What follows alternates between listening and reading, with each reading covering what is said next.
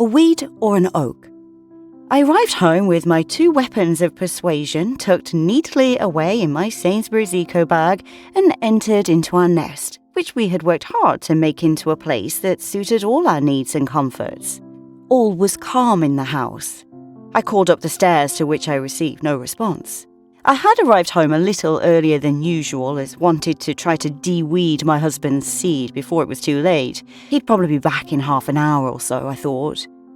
I walked through my bright kitchen to my own fridge to place the contents I had recently purchased within. My fridge was an old model, but it still did the trick, and until it failed me, I had no intention of changing it. On the front of my fridge were photos of the recent addition to my husband's family, my husband's nephew.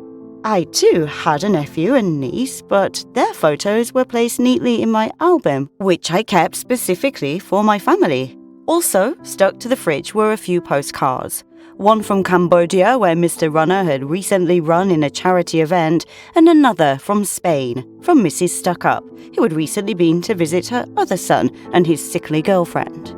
On the outside, this fridge reflected nothing about me or my family and friends. This fridge only shared information with you about the man in the house. So what about the inside? I opened the door to our fridge and stared blindly in. It wasn't until now that I realized this wasn't mine or our fridge at all. This was definitely his fridge, with just a few items I could claim as my own. Beer upon beer bottles rested coolly on the bottom shelf, waiting in anticipation for the man of the house to return home from his long day at work and select his desired bottle or two for the evening ahead, sat in front of the TV.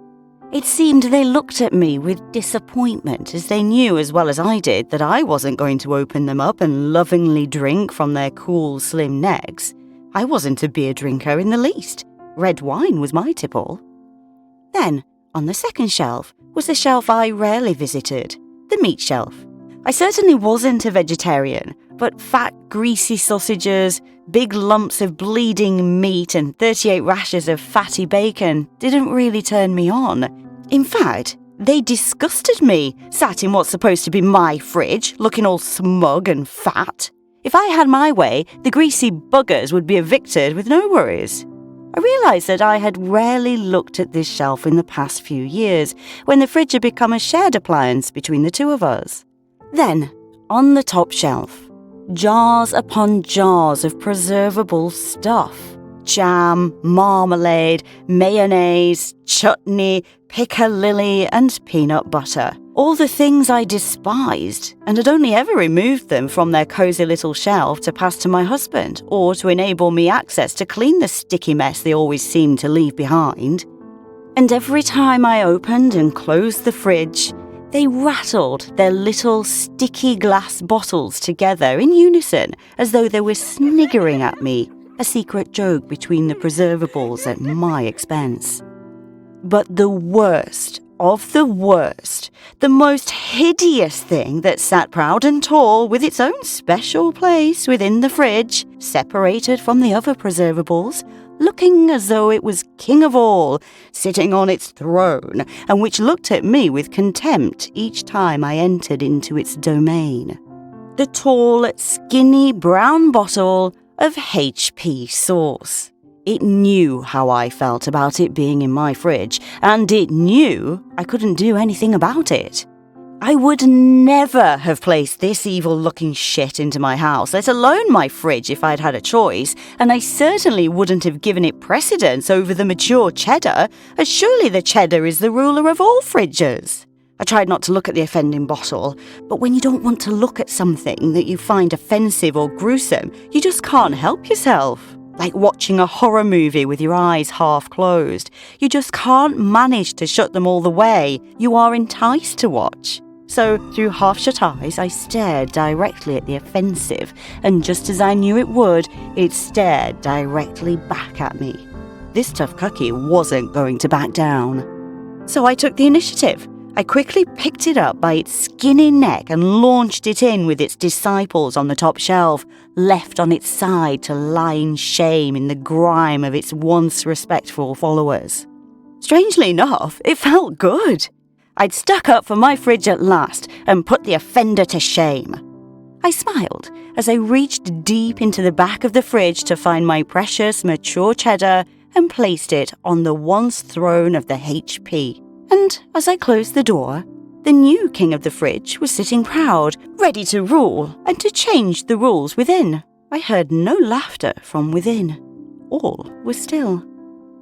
I poured myself a glass of red tasty alcoholic syrup and breathed in the scent of the delicious smelling fruitiness before taking a large gulp and allowing the taste to take over my mouth and glide down my throat. I sat patiently waiting for an hour and then another hour, sipping at my now half-empty bottle of pleasure, when finally I heard the familiar sound of a car pull into the drive.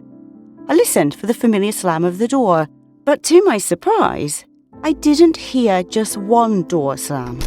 I heard two. Had the discussion been put on hold? Or maybe the weed had died of natural causes? But deep down, I knew before the front door opened and before my man and his friend ambled into the living room with their beers held tightly in their hands, I knew exactly who would walk into my space and plonk himself on the sofa in front of the TV as though he was a living tenant.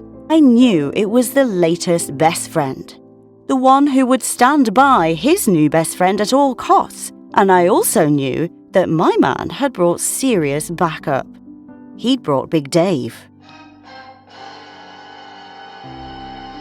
Big Dave, who would sit in his usual spot in my living room and help himself to the contents of the fridge when the last dregs of his bottle had been quickly drunk, and Big Dave, who I knew would make it as difficult as possible for me to uproot this new seed of change.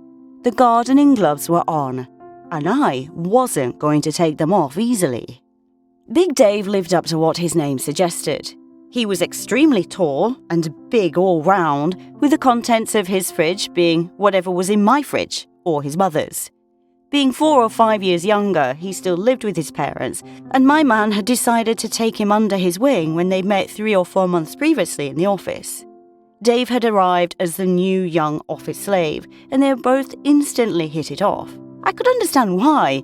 Dave had a good sense of humour, liked to watch footy and waste hours playing on the PlayStation, with a cold beer never too far from his side. Men bond easier than women, and it wasn't long before they were spending hours together perfecting their fighting skills with joysticks tightly fixed in their hands and fingers and thumbs moving so fast they became a blur, or by sitting in the garden on a sunny evening chewing the fat and sipping lazily at their beers.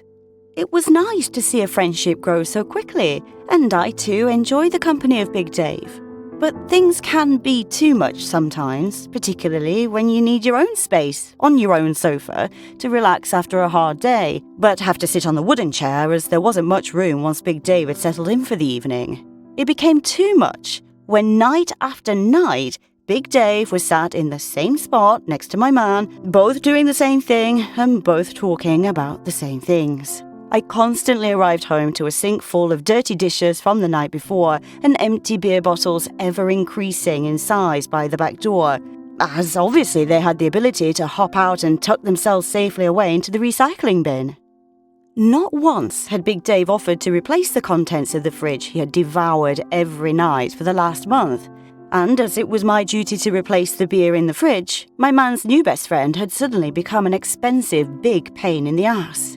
And here he was once again, placing himself in his reserved spot on the sofa that had now become a deep hollow, looking around for the remote control to take command of the television. I sat quietly in the corner at the dining room table, sipping my wine, waiting for the battle to commence. So there the three of us were sitting, waiting silently, waiting for the first to make their move, the first to start the discussion that needed to be discussed, but which not one of us had had the courage to begin. Them both sat side by side, a front not to be reckoned with, and me on the other side of the room, perched uncomfortably on my usual wooden chair with my glass of wine poised in mid-air. Although I was fighting this battle alone, I was feeling pretty confident. I'd won the battle with the HP, so I was surely on a winning streak. I should have bought a lottery ticket on my way home, I quickly thought to myself.